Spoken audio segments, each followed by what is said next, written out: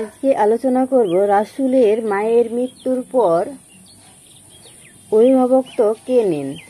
এই ধরনের ইসলামিক 10টি প্রশ্ন এবং উত্তর আলোচনা করব।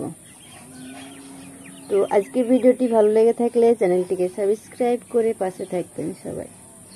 তো যাই হোক, শুরু করছি। 1 নম্বর প্রশ্ন হচ্ছে, খেলার সাথীরা বক্ষ বিতরণ করতে দেখে কি করলো? উত্তর, তারা দৌড়ে গিয়ে হালিমাকে বলল মোহাম্মদ নিহত হয়েছেন।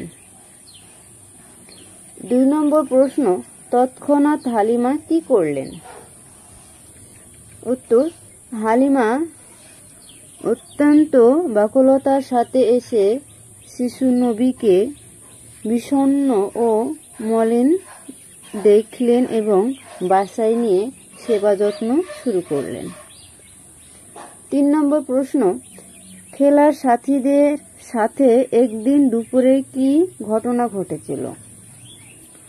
উত্তর, প্রচণ্ড উত্তাপে একখণ্ড মেঘ সর্বক্ষণিক রাসূলকে ছায়া দিতে থাকে।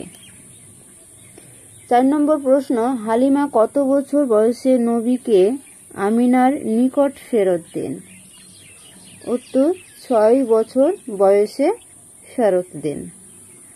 5 নম্বর প্রশ্ন, প্রিয় সন্তানকে কাছে পেয়ে আমিনা কেন ইয়াসরিবে যাওয়ার সিদ্ধান্ত নেন?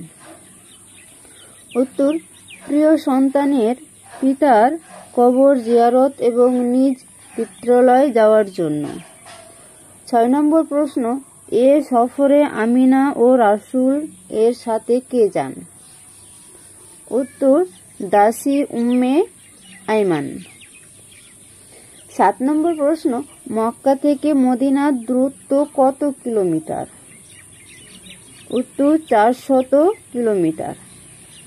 8 নম্বর প্রশ্ন, ইয়াসরিবে কতদিন অবস্থান করেন? উত্তর, 1 মাস অবস্থান করেন। 9 নম্বর প্রশ্ন, ফিরতি পথে কোথায় এসে আমিনা অসুস্থ হয়ে মারা যান? উত্তর, মদিনা সীমান্তে আবওয়া নামক স্থানে। 10 নম্বর প্রশ্ন, মায়ের মৃত্যুর পর রাসূল এর অভিভাবকত্ব কে নেন?